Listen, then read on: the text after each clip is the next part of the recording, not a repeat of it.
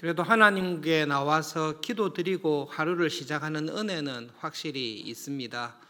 특별 새벽 기도회가 끝난 이후에도 하루하루 이 땅에서 살아가실 때 하나님을 먼저 만나고 또 하나님께 도움을 날마다 구하면서 하나님과 동행하시는 은혜가 항상 함께 하시기를 바랍니다. 욥기의 메시지입니다. 어릴 때부터 우리는 성경의 주제는 하나님이다라고 배우고 있습니다. 그래서 욥기를 생각할 때에 욥기는 성경에서 말씀하신 대로 욥의 인내를 우리에게 말하고 있다. 그렇게 하면 정답이기는 하지만 완전한 정답은 아닙니다.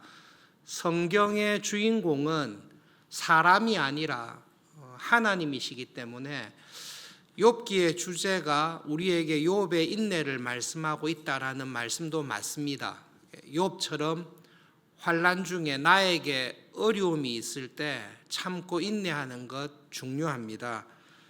그러나 성경의 주인공이 하나님이시듯이 욥기는 우리에게 욥의 인내를 핵심 주제로 말하는 것이 아니라 하나님이 어떤 분이신가에 대해서 우리에게 말씀해 주고 있습니다.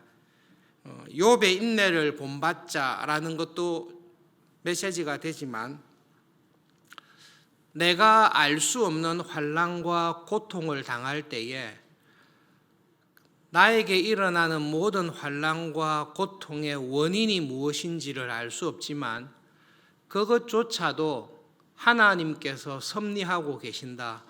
그것이 욥기를 통해 하나님께서 우리에게 하시는 말씀입니다.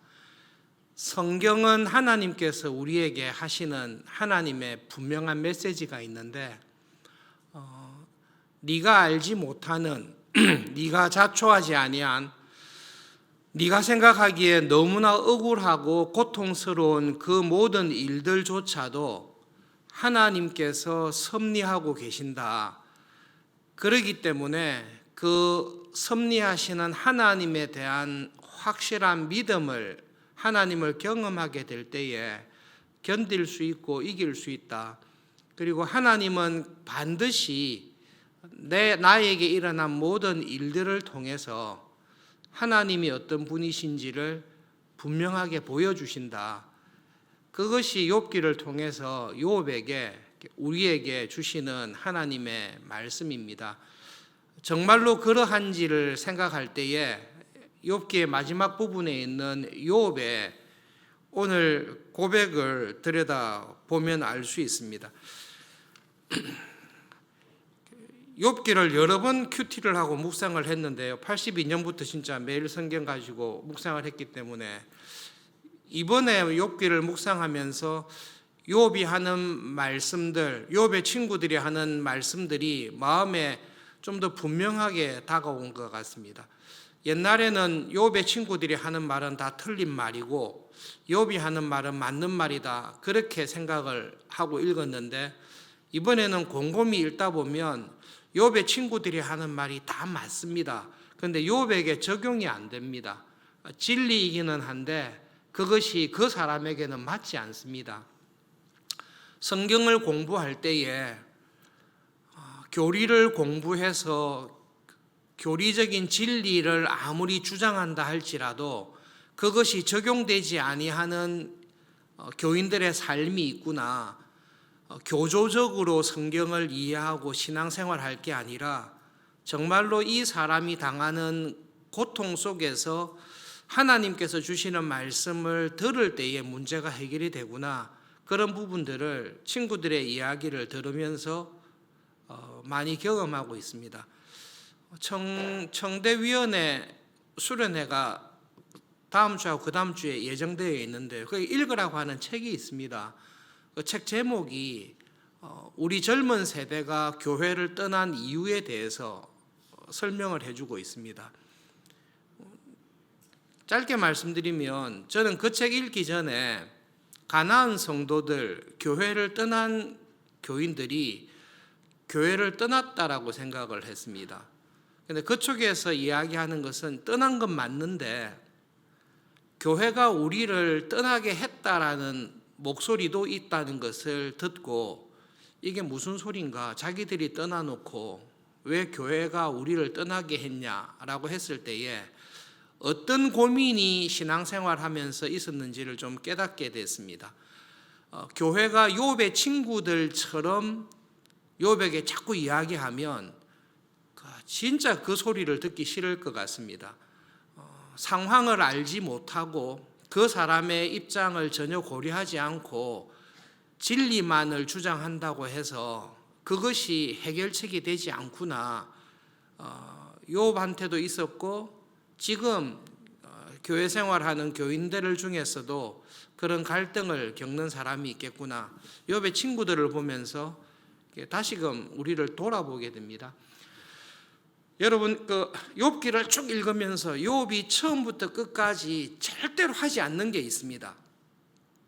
하나님 앞에 나와서 간절히 기도하고 하나님과 이야기하면서도 욥이 오늘 이 마지막 42장이 올 때까지 하나님과의 관계 속에서 욥의 친구들이 니는 반드시 이거 해야 된다, 이거 하면 해결된다라고 하지만 욥이 끝까지 나의 신앙 양심에 비추어 볼 때에 끝까지 하지 않는 게 있습니다. 뭘 안 하겠습니까?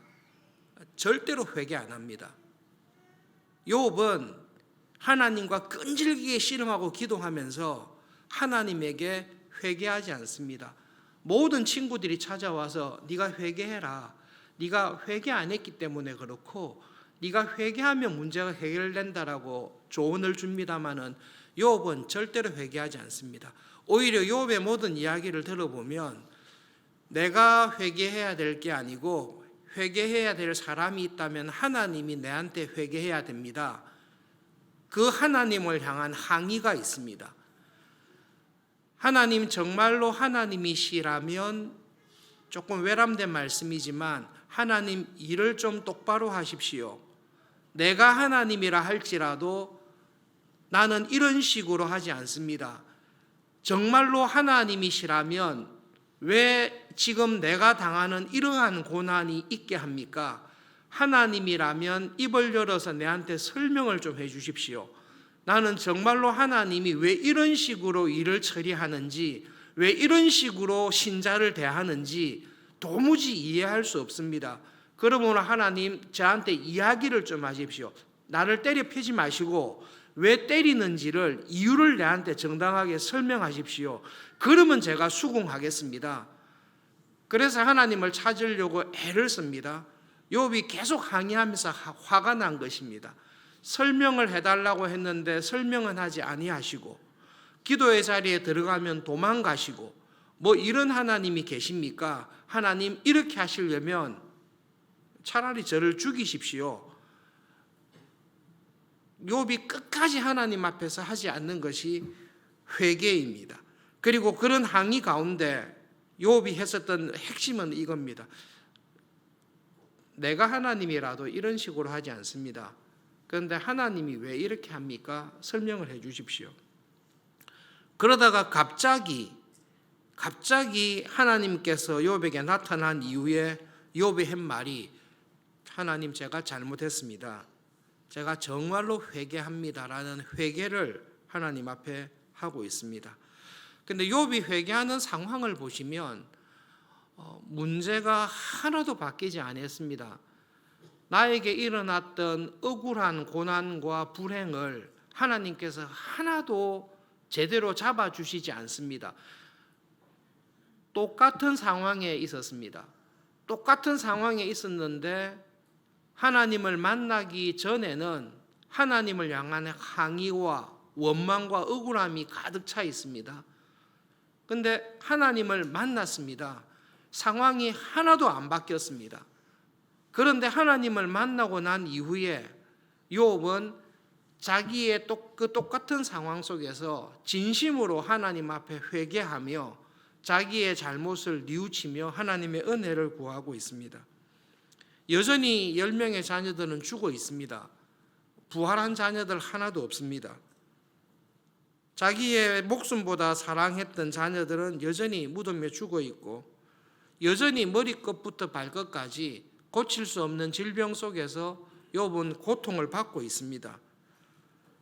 동방에서 최고로 부유했던 자기의 사업체와 재산은 다 망해서 이 사람 재기할 수 있다라는 가능성이 하나도 없습니다. 죽을 때까지 빌어먹을 상태에 고치지 못할 질병 가운데 불행한 가운데 있는데 갑자기 욥이 하나님 앞에서 제가 정말로 잘못했습니다. 회개합니다라는 기도를 하고 있습니다. 당신이 그렇게 마음이 바뀌고 회개하게 된 이유가 무엇입니까? 라고 물었을 때 욥이 하는 말은 결정적인 말인데요. 내가 하나님을 만났습니다. 간절히 기도하는 가운데 어느 날 갑자기 하나님께서 저에게 찾아오셔서 하나님을 만났습니다. 하나님께서 그러면 당신에게 어떻게 기도 응답을 해 주셨습니까? 하나님께서 당신이 당한 이 모든 고통 가운데 이유를 어떻게 설명해 주셨습니까? 물었다면 욥은 이렇게 말할 것입니다. 내가 왜 이런 고난을 당해야 되는지 하나님께 오랫동안 기도했는데 하나님께서 저에게 오셔서 거기에 대해서 답은 안 해주셨습니다. 저에게 주신 답이 뭔고 하면 내가 너에게 설명해도 너는 못 알아들을 것이다. 이 모든 것을 내가 주장하고 있다. 그런데 왜 이런 일을 했는지는 나는 네한테 설명하지 않겠다. 설명하지 않고 내가 어떤 하나님이신지를 너한테 보여주는 것으로 내가 어떤 하나님인지를 너에게 알려주겠다. 그렇게 말씀하셨습니다. 그것이 욥에게 주신 답입니다. 그래서 친구들이 물어보면 당신처럼 믿음으로 경건하게 신앙생활한 교인에게 이렇게 큰 고통을 당한 하나님이 그러면 답을 안 주셨습니까? 하나님께서 답을 주셨는데 설명하지 않겠다. 그것이 하나님의 답이었습니다. 그런 답을 듣고도 당신은 만족합니까? 예. 내가 하나님에 대해서 깨닫게 된 게 있습니다. 내가 이전에는 하나님이시라면 일을 좀 똑바로 하라고 이야기를 했습니다. 내가 하나님이라면 이런 식으로 하지 않을 것이라고 항의를 했습니다. 그런데 하나님을 만나고 난 다음에 깨달은 게 있습니다. 내가 하나님이 아니라는 것, 그리고 하나님께서는 내가 어찌할 수 없는, 내 힘으로는 도무지 감당할 수 없는 그런 일들조차도 하나님의 통제 아래 있다라는 것을, 하나님은 그런 하나님이라는 것을 제가 확실히 눈으로 보고 제가 그 하나님을 믿게 되었습니다. 여러분, 베헤못이나 로야단이라는 짐승에 대해서 하나님께서 이야기하십니다. 하마이고 악어일 것이다. 그거는 맞지 않습니다. 성경에 있는 다른 부분들을 쭉 보시면 베헤못이나 리워야단이라고 이야기하는 그 두 가지 짐승은 하나님의 창조의 질서를 뒤흔드는, 하나님이 만든 이 세상을 케오스, 혼돈과 죽음과 파괴로 이끌어가는 창조의 질서를 대적하는 악한 세력, 용, 불을 뿜는 용, 사탄의 세력으로 이해하는 것이 맞습니다. 하나님께서 베헤못과 레위아단을 보여주시면서 네가 이 사나운 짐승, 사람으로서는 도무지 컨트롤할 수 없는 사탄의 세력, 너의 아들들과 딸의 생명을 빼앗아 갔고 너에게 있었던 모든 불행을 자초하게 했던 이 파괴적인 세력을 네가 감당할 수 있느냐 물어보실 때에 우리는 아무도 못합니다. 사실은 욥을 불행에 빠뜨린 것은 하나님의 허락을 받은 사탄의 세력이 경건하게 믿음으로 살아가던 욥을 다 파괴한 것입니다.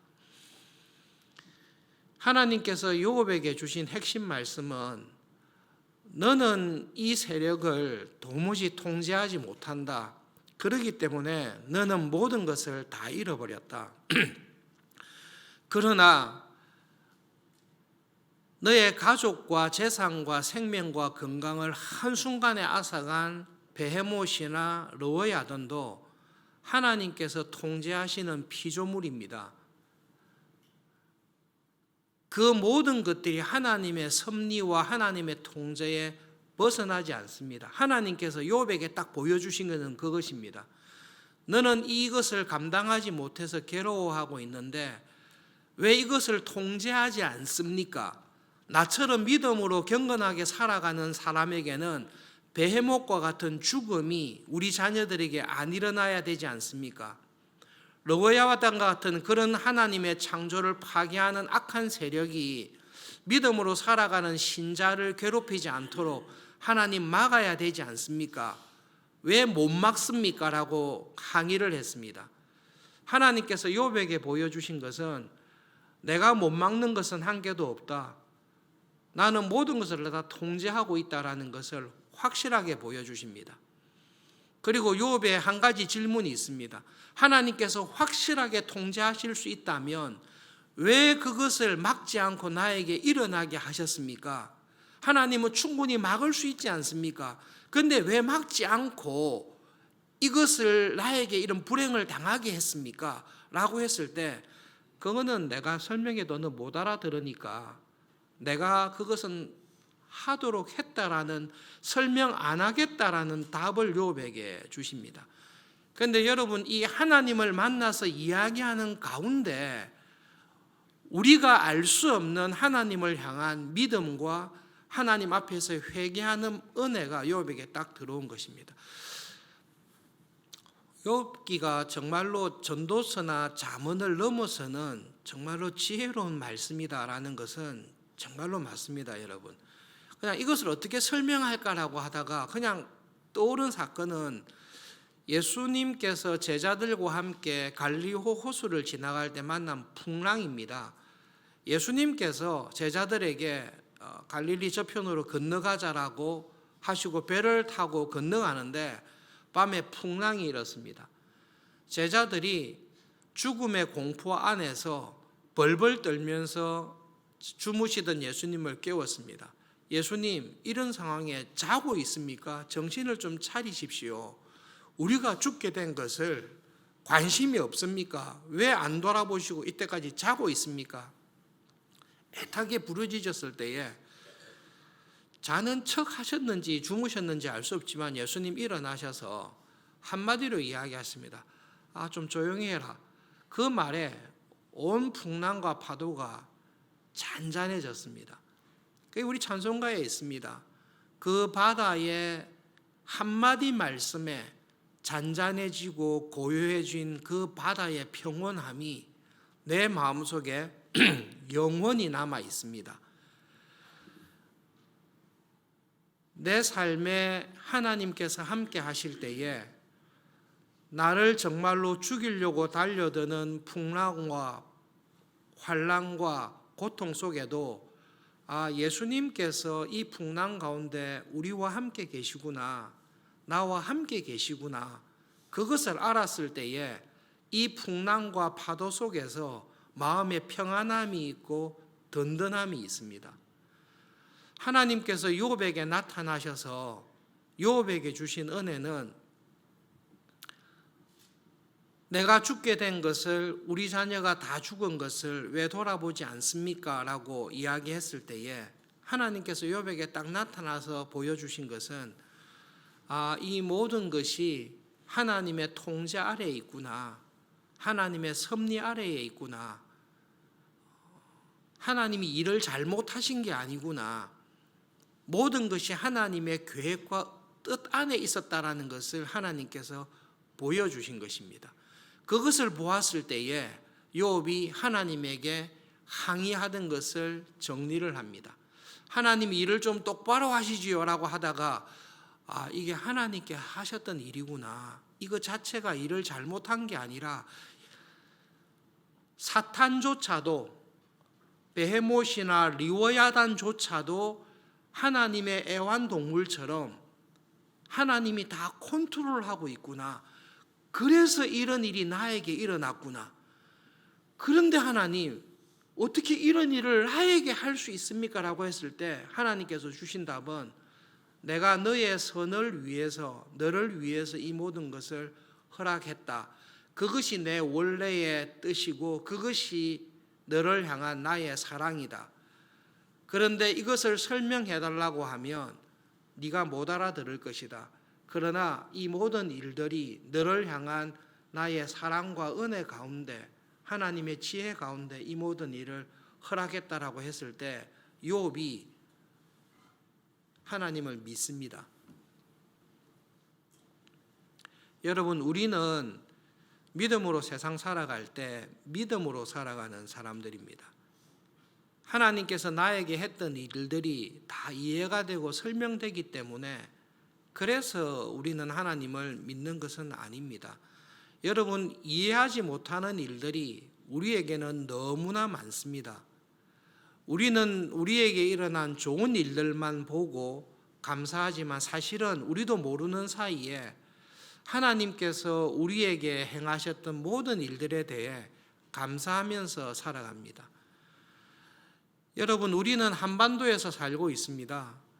근데 여러분, 우리가 태어날 때에 조금만 북쪽에 태어났으면 우리는 지금과 같은 예배와 은혜를 누릴 수 없습니다. 윗동네에서, 북한에서, 평양에서, 개성에서, 신의주에서 우리 충분히 태어날 수 있습니다. 그쪽에서 태어난 사람들 억울합니다.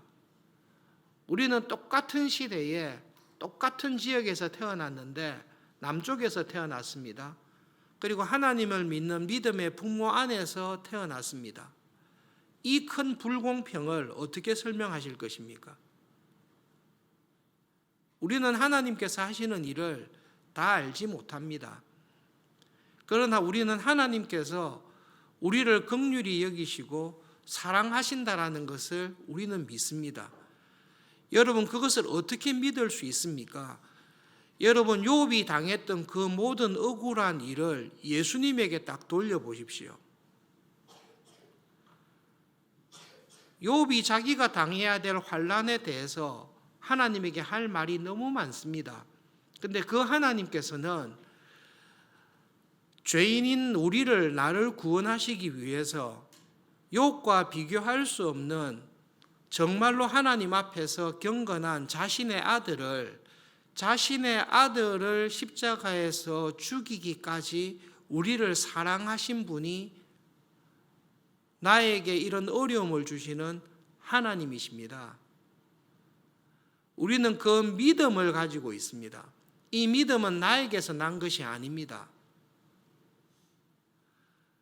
하나님께서 원수와 같이 지내던 나를 구원하시기 위해서 아무런 죄 없는 자신의 아들인 예수님을, 성자를 십자가에 달아 놓으시고 죄인인 내가 받아야 될 지옥의 형벌을 아들에게 다 쏟아내시는 것, 여러분, 그 사랑을 정말로 우리가 이해할 수 있습니까? 우리는 이해할 수 없습니다.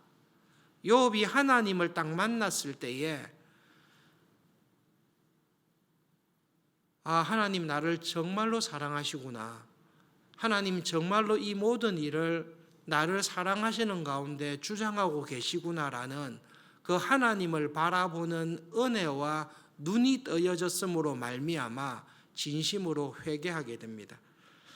여러분, 이 세상 살아갈 때에 언제가 제일 힘든지 아십니까? 하나님이 내 눈에 안 보일 때가 제일 힘듭니다. 근데 여러분, 내가 아무리 고통스럽고 내가 아무리 기도해도 하나님이 응답하시지 않고 내가 아무리 애를 쓰고 이해하려고 해도 이해할 수 없는 질병과 연약함과 환난 중에 있더라도 내가 기도할 때마다 내 믿음의 눈이 떠여져서 하나님께서 지금 내가 당하는 이 고통 가운데 함께하고 계신다. 정말로 죽을 것 같은 이 풍랑 속에서 죽을 것 같은데 이 배에 예수님께서 함께 타고 계신다.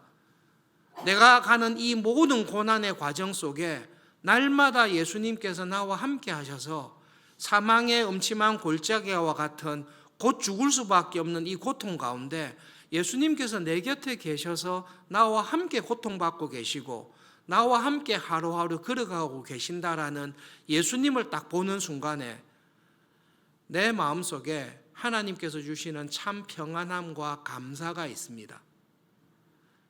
하나님께서 욥에게 주신 은혜가 그 은혜를 주신 것입니다.